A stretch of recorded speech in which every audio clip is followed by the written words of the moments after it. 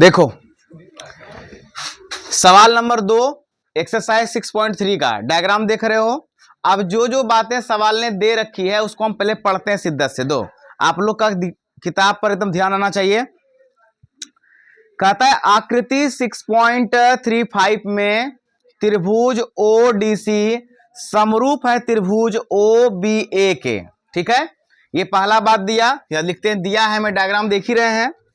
कहता है त्रिभुज ओडीसी समरूप है त्रिभुज किसके, ओबीए के।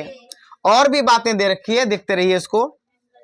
एंगल बीओसी बराबर 125 डिग्री तथा एंगल सीडीओ बराबर 70 डिग्री। ठीक है, तो कहता है ज्ञात करें। तो ज्ञात करने वाली बातों को भी हम यहां पर एक बार लिख देते हैं कि हमें क्या क्या ज्ञात करना है। ज्ञात करना है, देखो ज्ञात करना है कि एंगल डीओसी बराबर क्या होगा, एंगल डीसीओ बराबर क्या होगा तथा एंगल ओ ए बी बराबर क्या होगा। सबके बराबर है ढुढ़वा सांप, सबके बराबर क्या है, मतलब आपको सबका वैल्यू क्या करना है, ज्ञात करना है, दिए गए अकॉर्डिंग टू द कंडीशन। ठीक है, तो पहले क्वेश्चन को ही समझ डालते हैं कि क्वेश्चन आखिर कहना क्या चाहता है। कि क्वेश्चन जब तक अच्छे समझोगे नहीं, सीखोगे नहीं, तब तक तुम इसको बना ही नहीं पाओगे। ठीक है, समरूप का पूरा कंडीशन याद है ना, क्योंकि अब सारा सवाल हमारा जो चलेगा वो समरूप के अकॉर्डिंग ही चलेगा, इसलिए वो याद होना जरूरी है। एकदम ध्यान से देखना बेटा। कहता है कि त्रिभुज ओडीसी कहां है भाई, कहोगे सर यहां है ओडीसी, ये त्रिभुज आप देख रहे हैं ना, ओडीसी एक त्रिभुज है आपका, और वो समरूप है त्रिभुज ओबीए के, ओबीए के। यानी ये दोनों त्रिभुज आपस में क्या हैं, समरूप हैं। ये दिया है ना, ये कथक डांस करने के लिए नहीं दिया है, ये जो सवाल में दिया है इसका कुछ अर्थ होगा ना आगे जी। आज अमन का चेहरा पूरा उतरा हुआ लग रहा है, क्या बात है बेटा, बाराती में कुछ ज्यादा विशेष खा लिया क्या, जाएगा मंगनी खाने यही होगा, समझा ना। चलो ध्यान दो। तो ये दोनों त्रिभुज क्या है हमारे, समरूप हैं। जब दो त्रिभुज बेटा समरूप होते हैं, हमने सीखा है कि उनके संगत कोण समान होते हैं और उनकी संगत भुजाएं समानो, नो डाउट, कुछ भी नहीं। चलो आगे भी क्या कहता है देखो, एंगल बीओसी, एंगल बीओसी, तो एंगल बीओसी ये कितना दिया बेटा, 125 डिग्री दिया है। ठीक है, और तथा एंगल सीडीओ, सीडीओ ये कितना दिया बेटा, 70 डिग्री दिया है। तो कहता है जब इतनी सारी बातें मैंने आपको दे रखी है तो आपको इतना सारा बात हम निकालने तो कह ही सकते हैं, और ये कह भी रहा है ना। अब देखो क्या करा निकालने। कहता है ज्ञात करें एंगल डीओसी, एंगल डीओसी मतलब ये कोण आपको पता नहीं है, ये कोण आपको चाहिए। ठीक है, एंगल डीसीओ, एंगल डीसीओ यानी ये कोण भी आपको पता नहीं है, आपको चाहिए। Angle O A B, O A B ये भी चाहिए। तीन कोण आपको चाहिए। आप उसे मान भी सकते हैं, लेकिन मानने का बच्चा थोड़ी है अब हम लोग बच्चे नहीं रह गए, अब हम लोग हो गए बच्चे बॉनर। क्या हो गए हैं, देखो कितना अच्छा सपोर्ट आप लोग करते हैं, यानी अपने आप को पहचानते हैं आप लोग। इससे अच्छा और क्या होगा आपके लिए कि अपने चीजों को आप पहचान रहे हैं। बेइज्जती बेटा उसी का होता है जिसका इज्जत होता है, आप लोग का क्या ही इज्जत और क्या ही बेइज्जती। चलो ध्यान रखते हैं इस चीज को। अब हमें जो निकालना, अब देखो सवाल जब भी आप बनाओ ना, जब भी आप खास करके ट्रायंगल का सवाल बनाओ, वो जितनी सारी बातों को कह रखा है ना उस पर आप विचार अच्छे से करो, फिर आप उससे क्या क्या कर सकते हो ये सोचो, ऑटोमेटिक वैल्यू निकल जाएगा जो भी वैल्यू निकालने को कह रहा होगा। अब हम सोचते हैं कि हम आखिर वैल्यू कैसे निकाल सकते हैं, एकदम जनरल बात सोचते हैं। कहोगे सर आपको ये भी तो चाहिए ना, ये एंगल चाहिए। ये एंगल सर हम क्लास 9th में इस तरह का प्रश्न बनाए थे कि अगर हम कह दें कि डी बी एक सरल रेखा है, डी बी एक सरल रेखा है, तो सरल रेखा पर बने दो कोणों का योग बराबर 100। और इस प्रॉपर्टी को हम लोग क्लास 9th में रैखिक युग्म कहा करते थे। क्या कहते थे? रैखिक युग्म कहा करते थे कि रैखिक युग्म से दो कोणों का योग बराबर 180। ले भैया तेरा ये वैल्यू तो निकल ही गया ना। ठीक है, अब ऐसे जनरल सोच कर देखो, किसी रेखा पर बने कोणों का योग बराबर 180। अगर 180 दोनों का योग है और 125 को पहले से देख के रखा है, तो इसका मान क्या होगा? 180 कर दो माइनस 25, 125 कर दो, कितना बचा वो? 55 डिग्री। यानी ये कोण कितना निकल गया?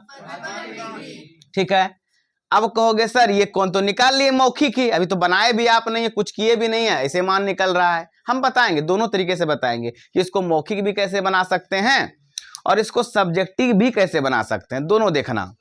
अब कहोगे सर ये कोण चाहिए, तो अगर ये कोण चाहिए तो ये आपको त्रिभुज दिख रहा है कि नहीं दिख रहा है? त्रिभुज के कोण का गुणधर्म लगा दो, त्रिभुज के कोण का गुणधर्म लगा दो कि त्रिभुज के तीनों कोणों का योग बराबर 180। ये कोण प्लस ये कोण प्लस ये कोण बराबर 180। अब देखो 70 और 55 125। अब 125 में ऐसा क्या जोड़ोगे इस कोण के लिए जो 180 पूरा देगा? यानी ये कोण भी आपका निकल गया 55। हाँ कि ना? बिना बनाए निकाल लिए जी कि नहीं? कुछ कर रहे हैं क्या? लाठी उठी लेके चल रहे सवाल में? नहीं ना, कहता और हाँ सर एकदम बख्शो ना रे वर्ग। अब आगे देखो, अब ये कोण देखो कैसे निकालो, क्योंकि सर ये तो आप आराम से निकाल लिए, हो सकता है आपको लूर होगा, आप निकाल दिए। अब ये निकाल के दिखाओ तब ना माने आपको, ये तो और ही आसान है, ये तो और ही आसान है। अब क्यों आसान करे इसको समझना। सवाल हमारा है कि DCO सॉरी ODC समरूप है OBA के, ये ना है। समरूप जब होगा दो त्रिभुज तो उनके संगत कोण भी समान होंगे। हम चले कैसे थे? ODC, ठीक है ना? तो यहां का कोण 55, यहां का कोण 70, यहां का कोण 55। अब हम इधर चल रहे हैं क्या? OBA तो A लास्ट में आ रहा है और उसका कोण लास्ट में जा रहा था C, तो C के बराबर कौन होगा? A। तो ये भी कितना हो गया? संगत कोण का सेंस तो यही था। निकल गया आंसर। सोचने का और भी इसमें बहुत सारा बात सोच सकते हैं, लेकिन वो दिया रहता तब, जिसे भी कहा रहता ना कि ये रेखा इस रेखा के समानांतर है, तो कुछ और भी बात सोच लेते। लेकिन जो चीजें दी नहीं है उस पर हम फोकस नहीं कर सकते। सवाल क्यों देता है कोई भी चीज? गिवन कंडीशन क्यों होता है? क्यों होता है कि आप जो चीज हम दिए हैं आप उसी से निष्कर्ष दें। बाहरी चीज से भले आपको वो दिखे कुछ भी, उससे कोई मतलब नहीं है, लेकिन आपको निष्कर्ष उससे देना नहीं है। क्लियर हो गया? ये क्वेश्चन जनरल हम देखे हैं कि ऑब्जेक्टिव भी पूछता है, सब्जेक्टिव पूछता नहीं है, या कभी कभी 2 नंबर में पूछ लेता है। 5 नंबर का तो खैर इसमें कभी सोचना इन्हें पाप है, निठा पाप है, पाप ने को घनघोर है वो, ठीक है ना? तो ये 5 नंबर बेटा नहीं पूछेगा, 1 नंबर में पूछेगा, या तो 5 है, ये क्या है? 5 है, लेकिन पूछेगा नहीं, इसके साथ यो है नहीं। 1 नंबर पूछेगा तो 2 नंबर, इससे ज्यादा इसका औकात नहीं है इस सवाल का। अब कहोगे सर जितनी सारी चीजों को आप यहाँ की आप लिखोगे भी, आप लिखना चाहते हो तो लिखो, नहीं लिखना चाहते हो तो मत लिखो, सीधा आंसर दे दो, नंबर काट देगा। क्योंकि बेटा ये अभी जो हमारा प्रश्न है ना, सब्जेक्टिव रूप में है ना, आपको बना के दिखाना पड़ेगा। क्या करना पड़ेगा? आपको इसको बना के शिद्दत से दिखाना पड़ेगा कि आपने क्या क्या चीजें की है, कैसे कैसे वैल्यू को लाया है। हमने कैसे कैसे लाया, अब हम उसको काम में लाते हैं। अब मिटा देते हैं जो इसमें किए थे ना लेलापनी वाला काम, सब मिटा देते हैं। अब सब हम लोग काम क्या करेंगे? प्रॉपर्टी से। क्या करेंगे? अब यहां पर उसके लिए आप लिख दो प्रमाण। क्या लिख दो? प्रमाण। ध्यान से देखना बेटा। अब आपने इसको क्या कहा था? एक सरल रेखा पर बने दो कोणों का योग बराबर 180 पर किस थ्योरम से? तो आप लिख दो क्या यहां पर कि एंगल BOC प्लस एंगल क्या लिखोगे COD, एंगल COD, या आप DOC भी लिख सकते हैं, उससे कोई फर्क पड़ता नहीं, बस वो एंगल बीच में आना चाहिए। ठीक है, बराबर बेटा कितना 180 डिग्री। और ये चीजें आपने ली कहां से है, आपको अधिकार किसने दिया है, रैखिक युग्म दिया है। तो आप लिख दो साइड में कि आपने वो जो ली वो चीजें आपने करी है वो आपने कहां से करी है, तो रैखिक युग्म से करी है। कहीं कोई तकलीफ? तो अब जो चीजें दी हैं इसको लिखो। इसका वैल्यू दिया 125, इसका वैल्यू, इसका तो बेटा हमें निकालना ही था, बराबर 180। अब हम एंगल COD निकालेंगे, 180 डिग्री माइनस 125, तो एंगल COD बराबर 55 डिग्री। कितना डिग्री, 55 डिग्री। निकल गया, एक मान हमारा निकल गया। अब क्या करेंगे, अब पुनः देखो, पुनः क्या करोगे, इस पर लगाओगे त्रिभुज का गुण धर्म, जो बोले थे त्रिभुज के कोण का गुण धर्म। तीनों कोणों का योग कितना, आप ऐसे लिख दो, त्रिभुज के कोण योग गुण धर्म से, गुण धर्म से। तो आप देखो लिखना चाहो तो पूरा एंगल एंगल करके लिखो, वो सही भी रहता है, वो सही भी रहता है। जो रिक्वायरमेंट है पहले उसको लिख दो। तब का रिक्वायरमेंट क्या था, किसका चाहिए था मान, इसका, ये ना, तो ये कहां पर है आपका, देखो तो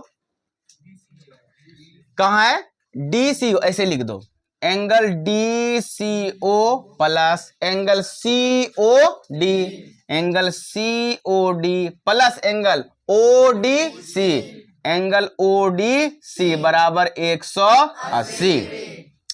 अब जो जो मान आपने फाइंड किया है उसको आप इस पे डालो, या जो दिया है वो भी डालो। तो एंगल DCO ये तो मुझे चाहिए ही ना, और इसका वैल्यू कितना 55 डिग्री, और ये वैल्यू 70 डिग्री पहले से दिया हुआ है, बराबर 100।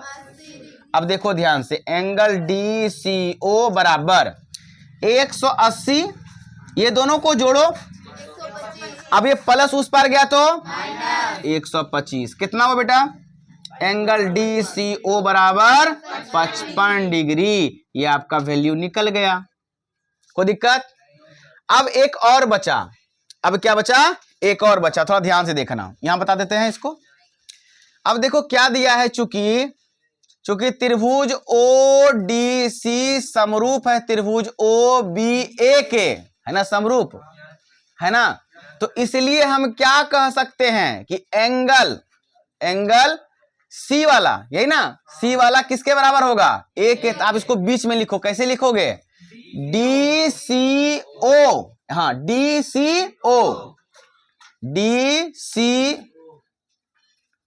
DCO बराबर होंगे एंगल क्या होगा, OAB, क्योंकि दो त्रिभुज समरूप होते हैं तो संगत कोण क्या होते हैं, समान होते हैं। आपको जो जरूरत है हम उसी को ले रहे हैं, बाकियों को नहीं ले रहे हैं। तो ये कोण कितना निकाले हो, 55 डिग्री, तो ये भी क्या होगा बेटा, सारे रिक्वायरमेंट आपके फुलफिल हो गए। यही 3 कोण आपको निकालना था ना, कि कहीं कोई परेशानी हुआ, अच्छे समझ में आ गया सारा बात, कोई परेशानी, अब इसको अच्छे से आप नोट डाउन कर लीजिए कॉपी पे। चलिए